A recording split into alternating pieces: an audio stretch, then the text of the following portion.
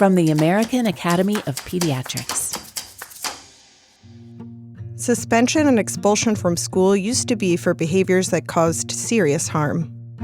Now, students are being disciplined for actions that are neither violent nor criminal, and the health effects are long-lasting. Healthy kids who are repeatedly suspended or expelled do have a risk of becoming sick adults.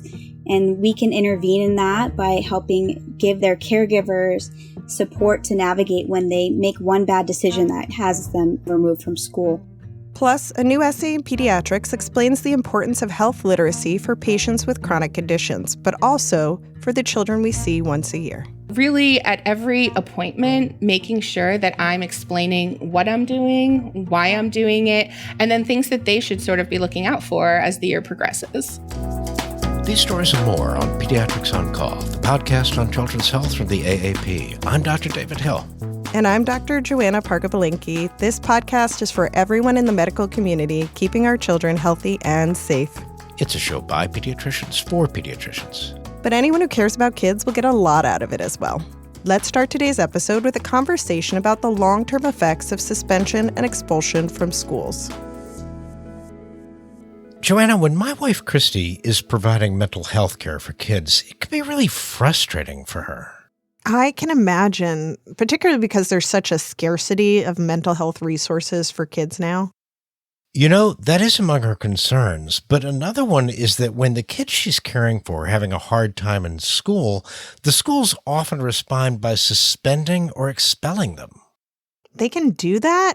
It seems a little counterproductive because then they aren't getting the stable learning environment they need to thrive. Shouldn't that kind of be a last resort? You would think, and there have to be alternatives to being kicked out of school when a child is disrupting the educational environment for other kids. I think as pediatricians, it's important that we learn more about what we could do to help. The AAP Council on School Health recently published a policy statement, School Suspension and Expulsion. And today we get to speak with two of the authors, Dr. Susanna Jane and Dr. Ryan Pedrez. Dr. Susanna Jane is Assistant Professor of General Pediatrics at the University of California, San Francisco. Dr. Ryan Pedrez is Clinical Associate Professor of Pediatrics at Stanford University's Division of General Pediatrics. Susanna, Ryan, welcome. Thank you so much. Great to be here. So I'd love to start with some definitions. Ryan, how do we talk about discipline that removes children from the classroom? So discipline that removes the child from the classroom, we term this word exclusionary discipline, which in this case, we're going to talk about that in terms of either suspension, which is a temporary removal, or expulsion, which means permanently removing that child from the school. And Susanna, what trends have we seen over time when it comes to this type of exclusionary discipline? Yeah, I found that was really striking when we were writing the policy statement that in the past, suspension and expulsion was rarely used. It was for those kids who were violent or were threatening the safety of other students. But now we're seeing suspensions and expulsions for all kinds of subjective reasons, unfortunately. And according to the most recent data, over 2.5 million students have been suspended at least once, and over 100,000 have been expelled in the most recent school year prior to the pandemic. So if you think of a typical classroom, that's 1 in 20 students who are missing due to suspension. So you can think about all that missed instruction. This policy statement mentions that one reason kids are excluded from school is for truancy or not attending school. I'm trying to wrap my head around that. How does that make sense?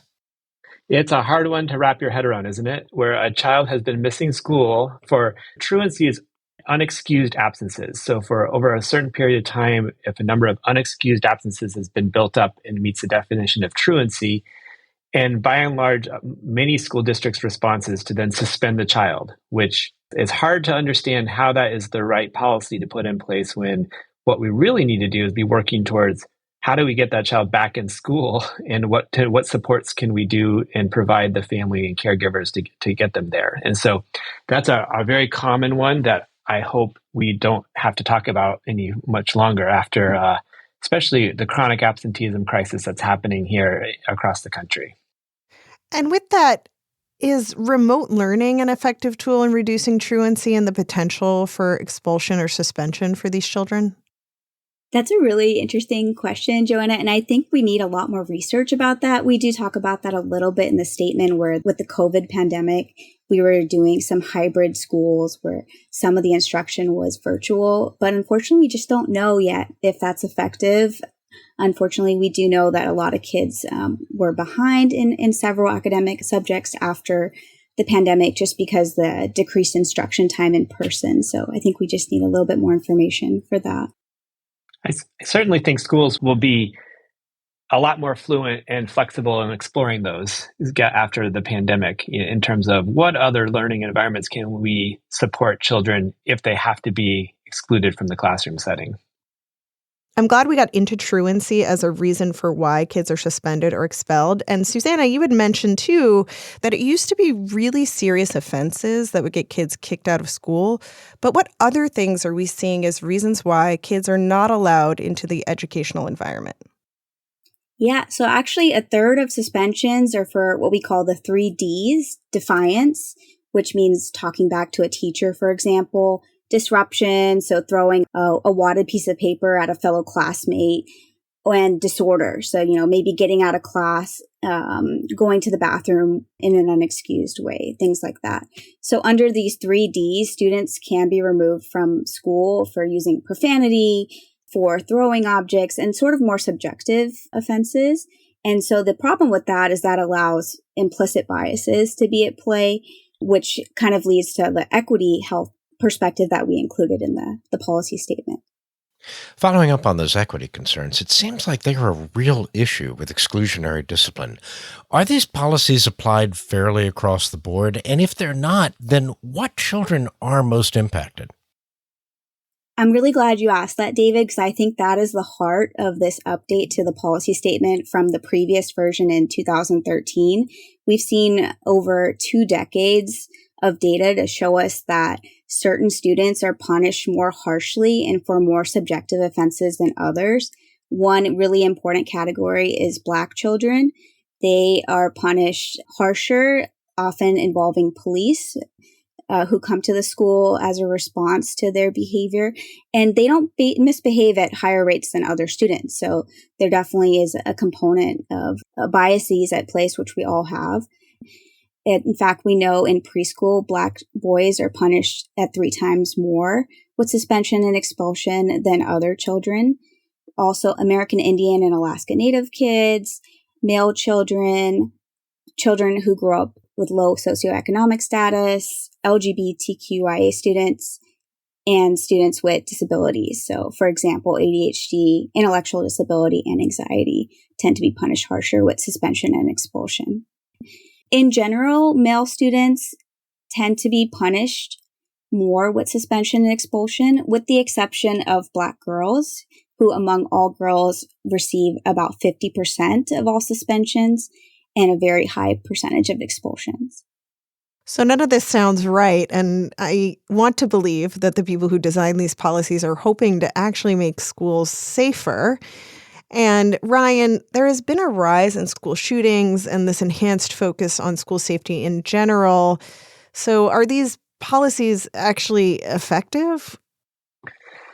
Yeah, that's a great question. And, there were 2 points that I think really inspired me to work on this policy statement. One was what we just discussed, which is the disparities and the inequities of which students are being punished is alarming. But the second point is it's become really clear over the last decade or so that suspensions and expulsion doesn't really work very well. Schools have not become safer, and there's a nice line in the policy statement alluding to it around gun safety in schools has gotten worse, not better, despite suspension and expulsion rates being quite high. And also, when you look at students that have been suspended or expelled, but mostly suspensions, it's not very effective at deterring future misbehavior with, about 28% or 30% of students, you can say, that have been suspended once were more likely to be suspended again. So this is not an effective discipline policy for what it's intended to do. I was shocked to learn that many children are excluded from class starting as early as preschool. Ryan, do we know how that affects their learning? We absolutely know that is a really hard trajectory we're putting kids on when they start to be suspended or expelled in the preschool setting. And if you think about it, these are 3 and 4-year-olds exhibiting behaviors that are probably pretty normal for a 3 and 4-year-old that's learning how to behave in a classroom setting where their social, emotional, and executive functions are really maturing. And yet maybe some of those kids might not be quite ready to function in a classroom that then gets labeled as, some kind of defiant behavior that then lands them into be excluded from the classroom. And so these kids fall behind. These are the kids that don't end up being kindergarten ready, that then spirals into this path that leads to further and further, disciplinary throughout their life. Exclusionary discipline, though, is clearly an educational issue, but we're pediatricians. We're not educational experts. Susanna, is this also a health issue? Yeah, that's a great question, because that's something my friends often ask me, like, what does this have to do with pediatrics?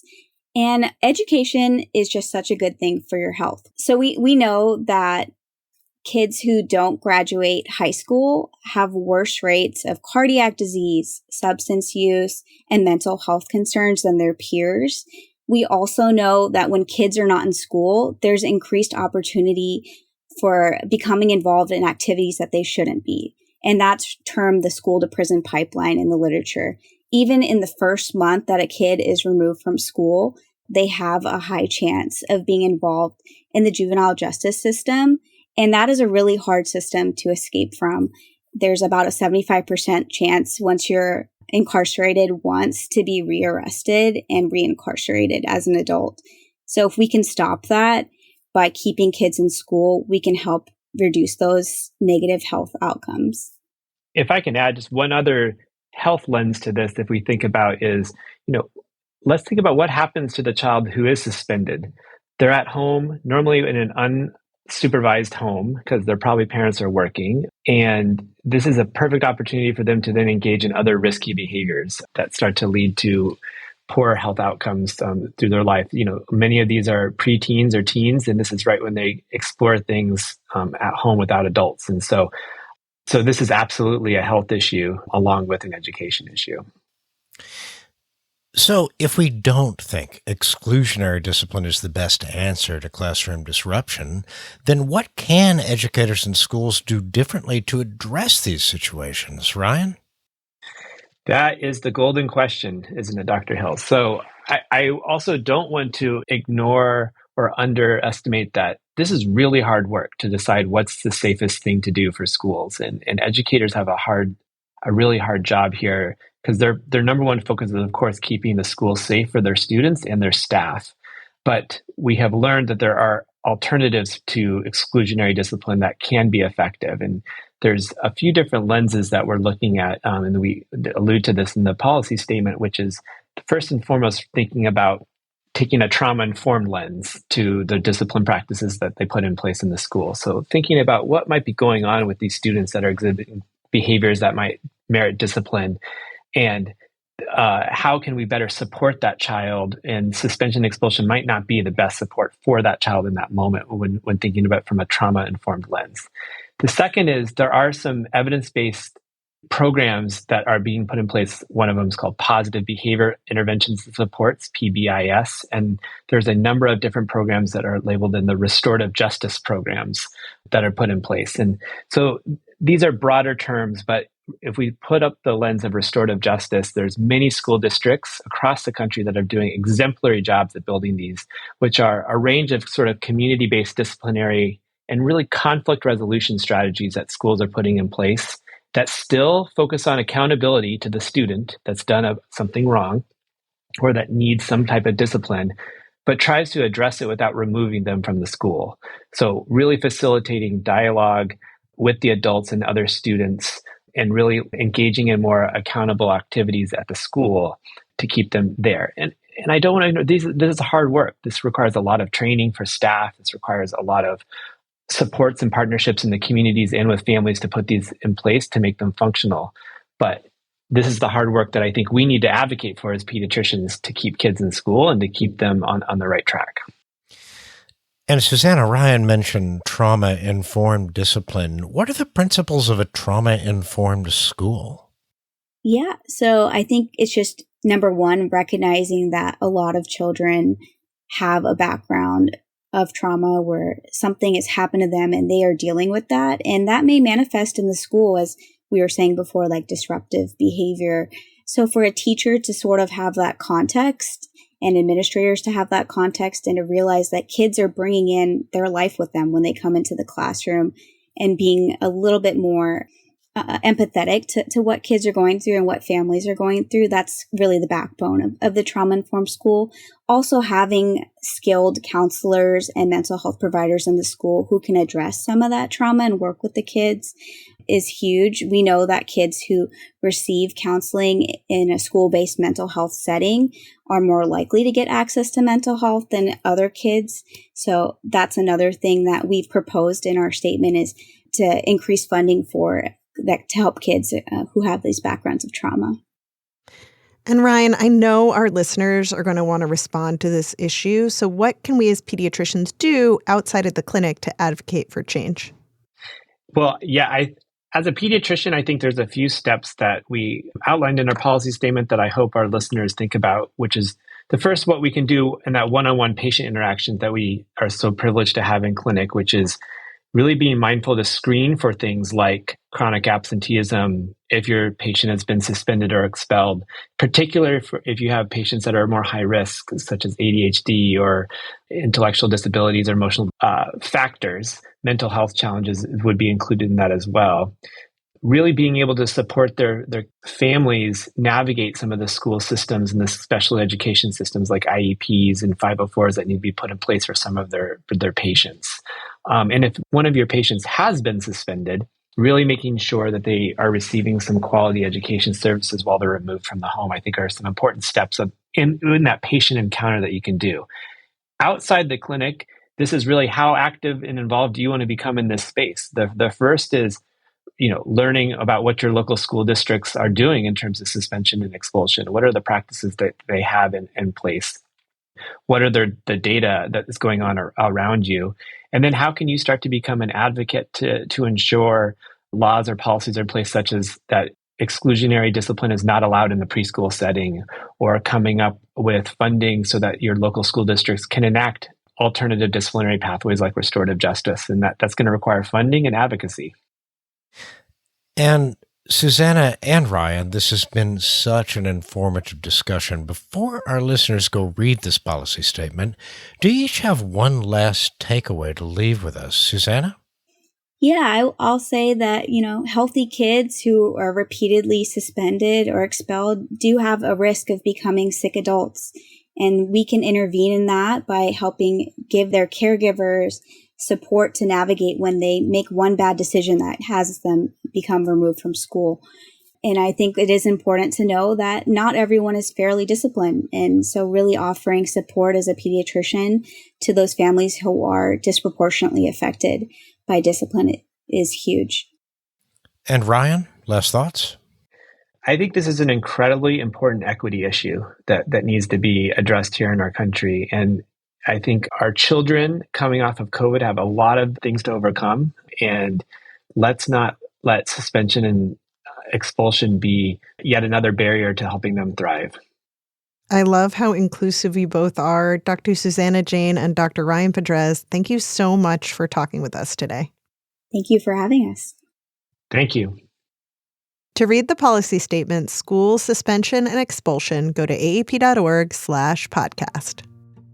Coming up, we'll look at how we can communicate with our patients in ways they can fully understand.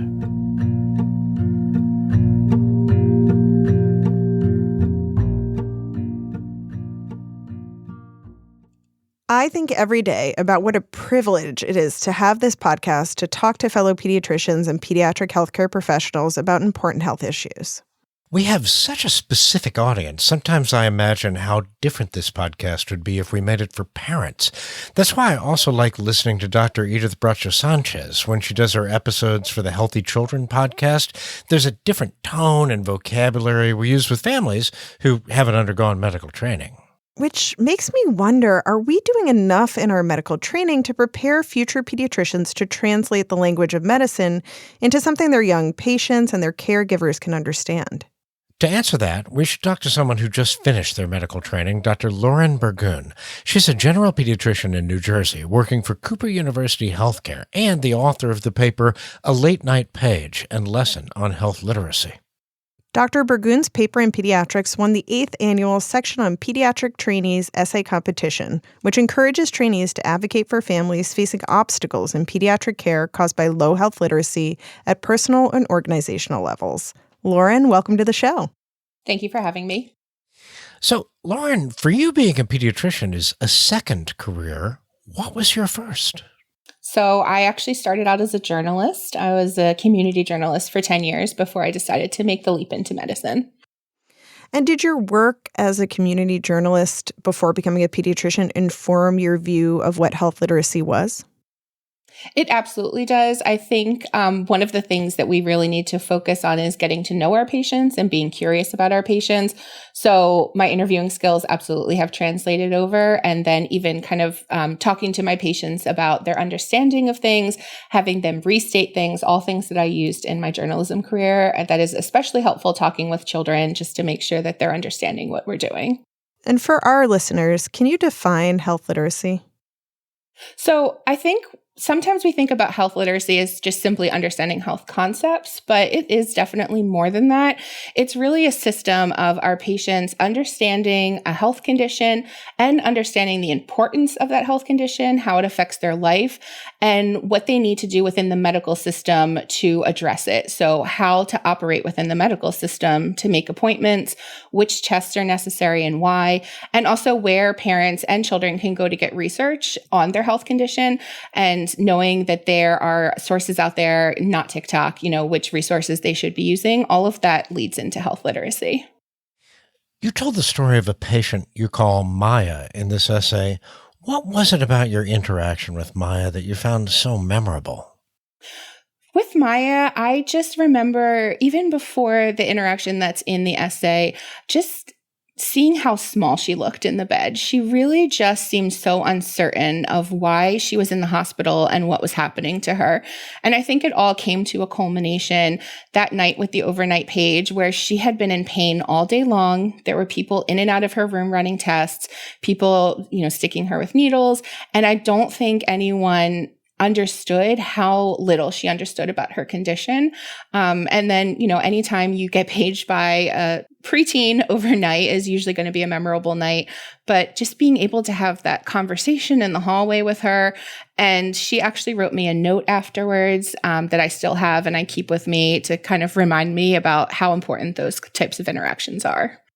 I love when people keep files of things that make them happy in medicine. Thank you for sharing that. In this paper, you reference Piaget's stages of cognitive development when you discuss health literacy. How do these stages help inform our discussions about healthcare with our patients? I think we need to be really mindful of where our patients are. And sometimes we expect them to be a little bit further along than they might be. So you might be getting a lot of sass from a 7-year-old in your appointments, and they're very quick to answer things, but they actually don't have a fully good understanding of the way the body works or anything besides what they can see of the body. So really just kind of drilling down into these levels and knowing what we should expect from our patients at each developmental stage is extremely important. And then also putting that into the context of our patients. So some of our patients don't have access to the best education system, or they, may be missing school for different reasons. So we really need to kind of look at where they quote unquote should be, and then where they actually are to understand what they're understanding and what we might need to be explaining better to them. Maya had sickle cell disease, but when patients don't have a chronic illness, how important still is their health literacy?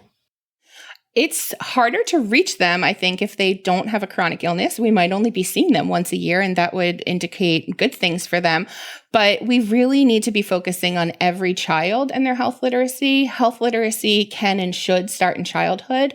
And one of the ways that I do that is by, for instance, talking to my teenagers. And so I will, I've spent a lot of time talking to teen boys about testicular torsion, for example, and helping them understand what that is and what to look out for. And not that I'm happy that this happened to some of my patients, but I have had 2 patients correctly identify a testicular torsion and come and get help, which is extremely important for their body and their health. So really at every appointment, making sure that I'm explaining what I'm doing, why I'm doing it, and then things that they should sort of be looking out for as the year progresses. If pediatricians feel passionate about improving the overall health literacy of their families and patients, what are ways they can do that?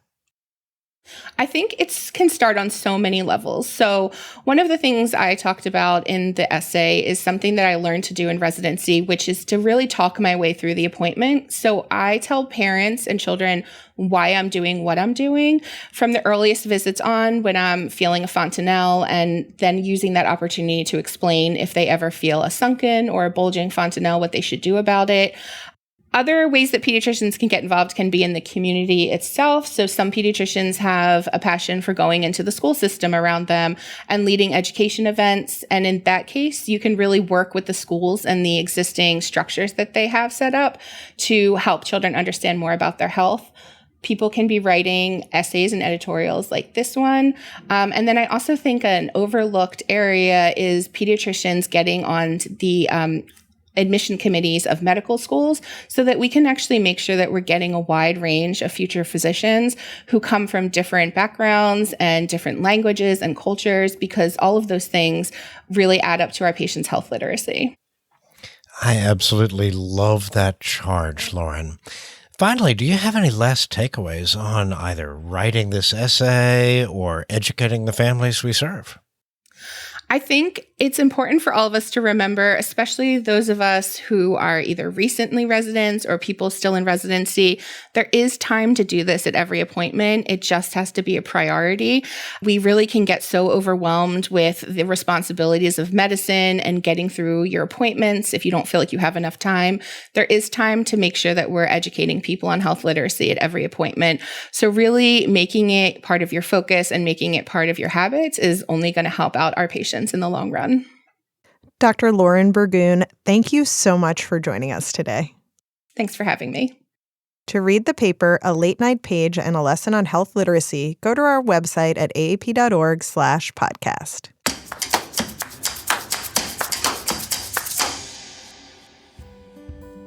At the end of every episode, we like to leave you with something positive or enlightening. We call this segment Say Ah. David, what's your Say Ah this week? Well, Joanna, we have avoided talking about my election for the most part, as I was an active candidate, but I'm not anymore. I lost that election.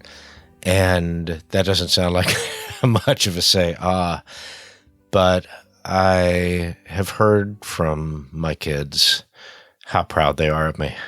I'm going to cry a little bit for fighting this fight and showing them what it looks like to stand up for what we believe.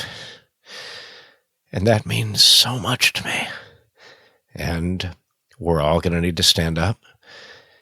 We're going to have to stand up for kids. We're going to have to stand up for each other. We're going to have to stand up for what's right. And knowing that they've seen that makes it all worthwhile. So I don't know how positive or enlightening it is, but for me, it's positive. And there we are. How about you? I was going to say, David, actually, that was what was positive for me, too. Is our friendship and being able to support you and being able to share this experience. You know, I really just value our friendship, and I really love you, David, and that's my say ah. Me too. Thank you so much, Joanna. And thanks to all of our listeners. That's it for today's episode. If you like Pediatrics on Call, please subscribe on your favorite podcast app and help us spread the word. Follow us on YouTube, Facebook, and Instagram at Pediatrics on Call. Pediatrics on Call is a production of the American Academy of Pediatrics. Our producer and editor is Ann Johnsos. Our audio engineer is Doug Nagel. Joe Puskars is our associate producer, and Susan Martin is our executive producer. Our theme music was composed by Matthew Simonson. Join us next week when we'll talk about special requirements of electronic health records in pediatrics. we'll speak with Dr. Andrew Spooner about a new clinical report. I'm Dr. David Hill. And I'm Dr. Joanna Pargabalinki. Thanks for listening.